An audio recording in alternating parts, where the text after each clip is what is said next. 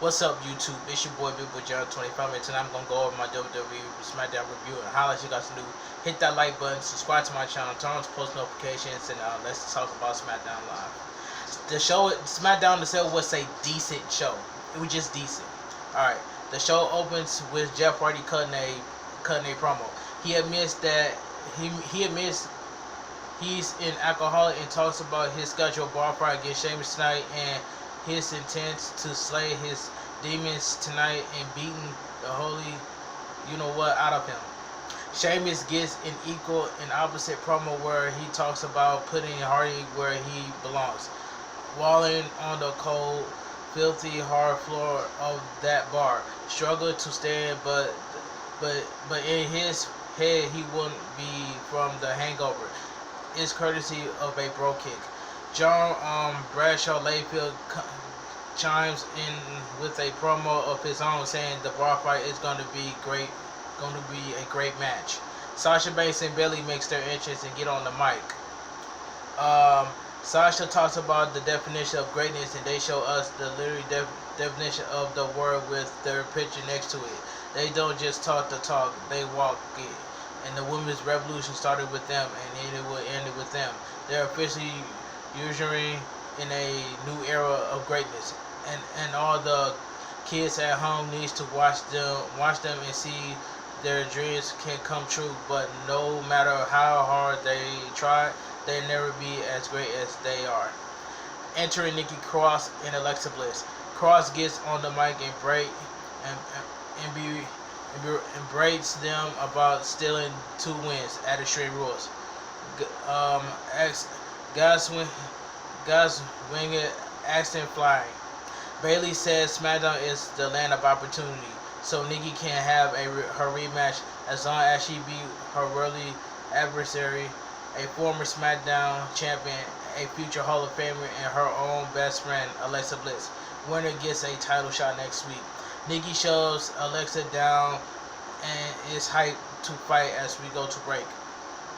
Alright, Alexa Bliss versus Nikki Cross for the number 1 contender for Bayley SmackDown Women's Champion. This match was god awful.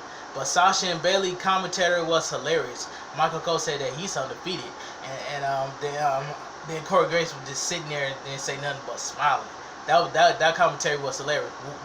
That commentary was hilarious. That commentary was way better than Alexa Bliss versus Nikki Cross. So anyway, this match didn't do nothing for me, and this match was terrible. It says Nikki Cross wins by pinfall clean to become the number 1 contender for the SmackDown Women's Champion. So Nikki Cross won by a pinfall clean. So it is what it is. And so we go to break. Back from commercial. Nikki Cross is vibrating in excitement backstage about her victory. Alexa Bliss rolls up to give her a bottle of water and admits she got one over on her and says she earned it, and she is very happy for her. They hug as Bliss says it's time to focus on beating Bayley. Next week, I believe that Alexa Bliss is going to cost Nikki Cross for the SmackDown Women's Champion.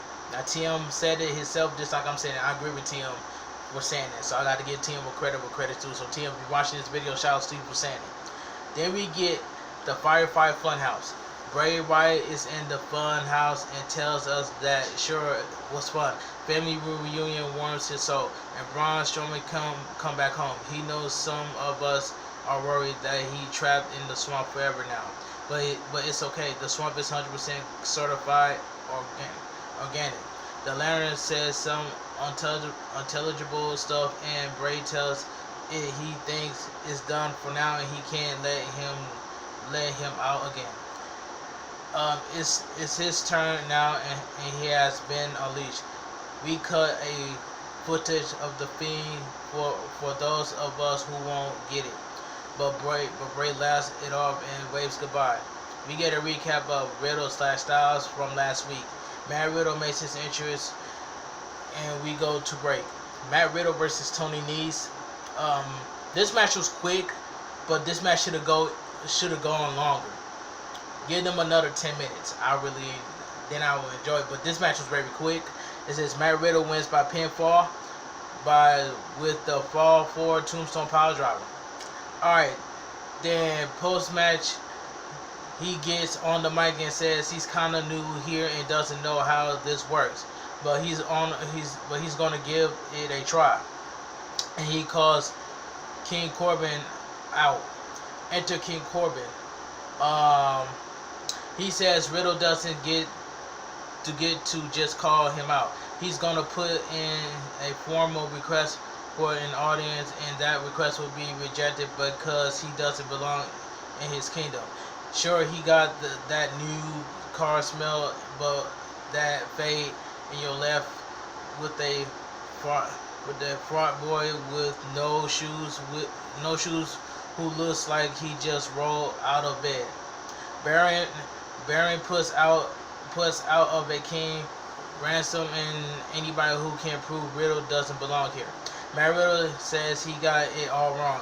He's not a subject in his weird little kingdom. He is the next special guest star on the Bro Show. Needs attacks from behind, and Riddle lays him out with a roundhouse kick. Miz and Morrison are backstage chatting about hashtagging, with Morrison pitching ideas and Miz swatting them down. And so we go to break. Can John Morrison stay away from the Miz, please? This Miz TV was god awful. And then Lacey Evans came out and Naomi was brawling against Lacey Evans. And that's that. Alright, let me move on. Chad Gable versus Drew Gulak versus Grand Metalik and Lance Dorado. This was, I don't know. This fatal 4-way match. It was kind of, this was decent, but it was, people say it was god awful, but I'm saying it was decent. It says Grand Metalik wins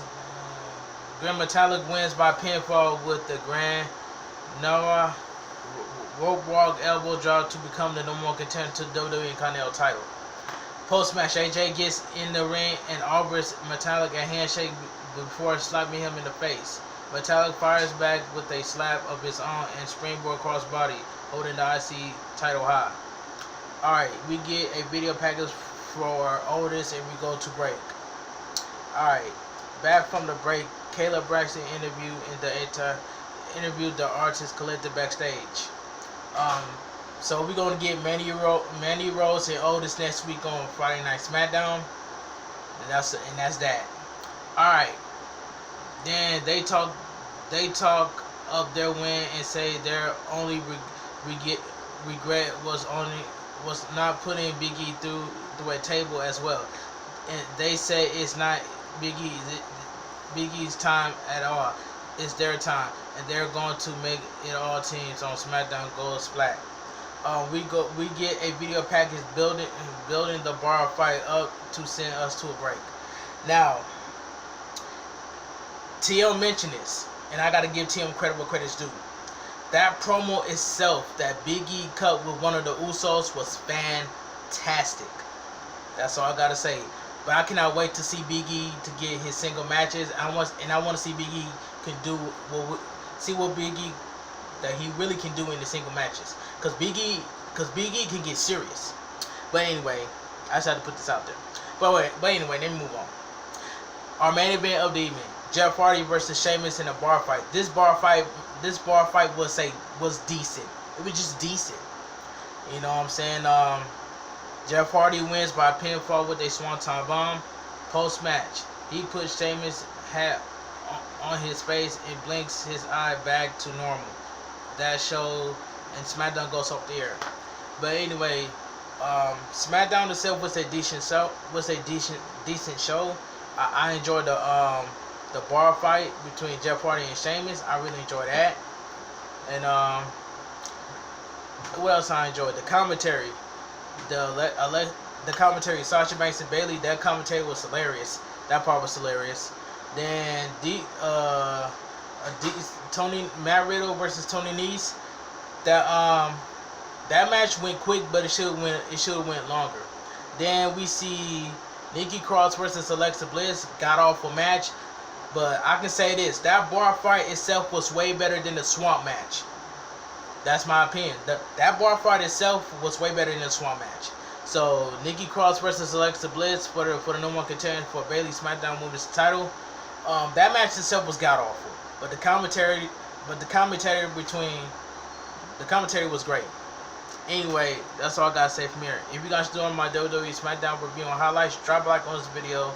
Subscribe to my channel, share the video. I will leave my Twitter, my Instagram, and TikTok down below in the description. You guys have a great weekend. This your boy B-Boy John 25. I'll see you guys in the next video. Stay safe.